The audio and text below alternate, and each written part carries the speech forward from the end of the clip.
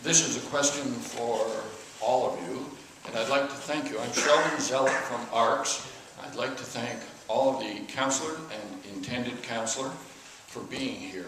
We all know you have a difficult job, but one of the issues and one of the reasons that everyone is here tonight, and as a community volunteer, I can speak as someone whose job is to represent community voice. One of the problems we have in this city today is the credibility of the planning process and the planning department.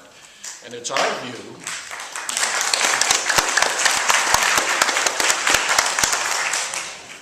part of the issue that we as residents of the community and we as representatives of residents of the community have to deal with is that we have a process by which the planning department undertakes long, careful, intensive community consultations and then deep sixes the results. So my question is, how does council adequately take into account what the people who live in the communities say? We have a great difficulty with the credibility of council when planning itself, in the person of its director. The question, please. The question is, how does council manage a planning process where the community's voice gets a serious role in the outcome?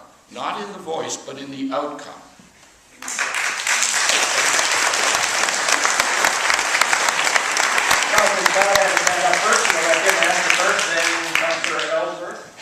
Would you like me to answer that question? Yes. I think right now we are working on the assumption that the process we have now is satisfactory. Perhaps it's not, because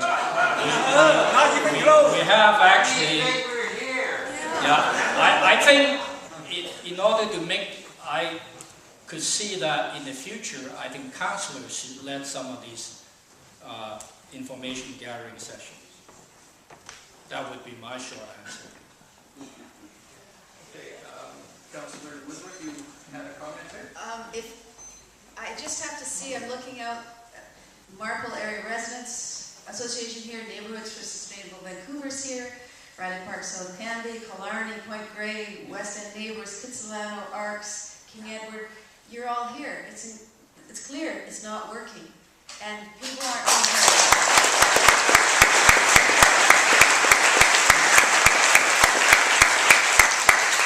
I think we not only need area plans, but we also need area councils that you elect and that have a voice and a vote at the table with City Council to make sure that the plans you spent hours and years on actually are what gets implemented.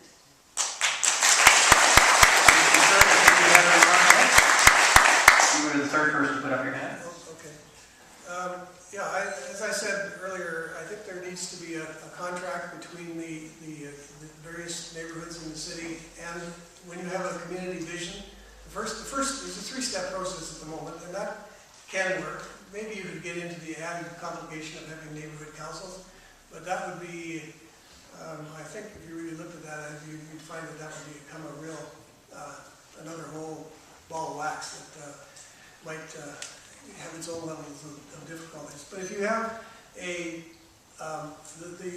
previous process prior to the spot rezoning thing that the Vision Council has been doing was basically you have a community vision, to develop that. That's a general statement. They just done one in Mount Pleasant, and the week after they did that, the developer put in a rezoning application that was made public. It's been working on for a couple of years with planning staff, which completely ignored the community vision, and so that's part of the problem. So the first thing you have to do is do a community vision. The city has to respect that's the vision. Then you have to do a plan, a neighborhood plan. The plan then has to be fleshed out via zoning bylaws, the written words that tell you that you can build such and such in this location, it can be this high, this big, and here's the setbacks and how many parking spaces and so on that you need. So that basically allows the developers and the real estate agents to determine what the land is worth, and it also, the architects and the developer can then work on a design that will will be suitable. It can go through a process. You don't need the spot rezoning process. We didn't have it. I don't know when it started, but it's completely non-productive. Mr. McCurt, can we give Councillor Hanson a chance to say something? Well, Very good points, thank you. I think I see things the opposite way that somebody said here, that the fact that people are here is a bad thing. I actually think that the fact that people are here is a good thing.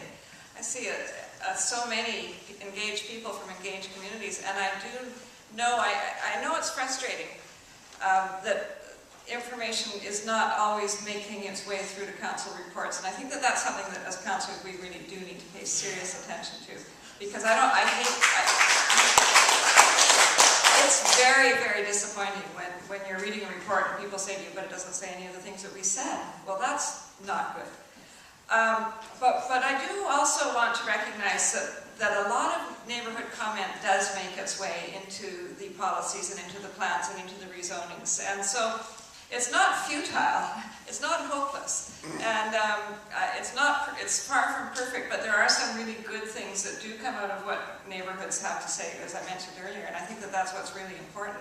It's important that we keep getting those good things, but it's also very, very important that they be captured and that we always know that that's what has been said. So, thank you. Okay, thank you, Councillor Hanson. Next question, please.